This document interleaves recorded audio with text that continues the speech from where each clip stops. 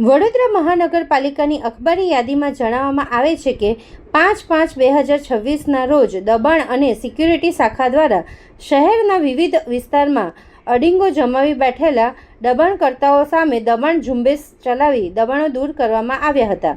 દબાણ અને સિક્યુરિટી શાખા દ્વારા દબાણ શાખાની ટીમ, માર્કેટ શાખાની ટીમ તેમજ વોર્ડ નંબર 13ની ટીમ સાથે રહીને માર્કેટ 4 રસ્તા, ફૂલ બજાર, મેયર ગેટની આજુબાજુ તથા મધ્યવર્તી સ્કૂલ બંને સાઈડ લગતા ફૂલના પથારા દૂર કરી ફૂલના પોટલા જમા લીધેલ છે. વોર્ડ નંબર 9ની ટીમને સાથે રાખીને વન ડે વન રોડ અંતર્ગત લક્ષ્મીપુરા લોર્ડ્સ પ્લાઝાથી લક્ષ્મીપુરા તળાવ લઈને દર્શનમ ફ્લેટ કેનાલ પાસે દબાણ દૂર કરી 01 ટ્રક સામાન જમા લીધેલ છે.